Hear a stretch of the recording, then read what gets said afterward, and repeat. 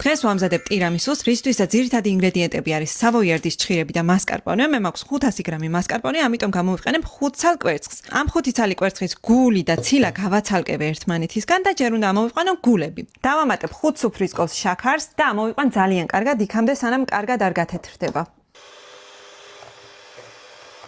სოფლის კვერცხი ამაზე მეტად ნამდვილად აღარ გათეთრდება, ამიტომ ახლა ამოვიყვან ცილას. 3 წუთის არ დამჭირდა მაღალ სიჩქარეზე, ღრუბელივით მასაა და რომ გადმოვატრიალებთ ჯამს, არ უნდა გადმოვიდეს. მასკარპონე გადმოვიღე ჯამში და დავარბილე მიქსერით, შემდეგ კი კარგად გადავურიე კვერცხის გულები.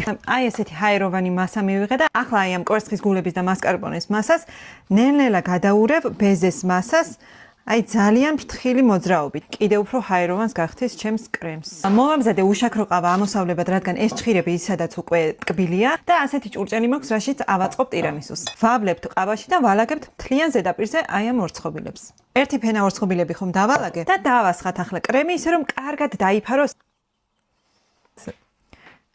ახლა ერთ ფენას ისევ დავალაგებ ყავაში ამოვლებულ ორცხობილებს, დავამატებ უკვე დარჩენილ კრემს. და თავზე უნდა მოვაყაროთ ბლომად კაკაო. მე ძალიან მიყვარს ბევრი კაკაო რომ მაქვს, ამიტომ არ დავინანებ.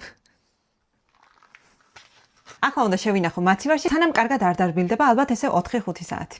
თუ გავაჩერეთ მანამდე. ბოლო ნაჭრებს მიუსწარი რომ გადამეღო და თქვენთვისაც მეჩვენებინა ეს რა სიფაფუკე გამოვიდა. გემოკიდებ საოცრება. ცხოვრებაში პირველად გავაკეთე ახლა და იცით რატომ არ მეგონა თუ ამდენად მარტივი დესერტი ასეთი გემრიელი შეიძლებოდა ყოფილიყო.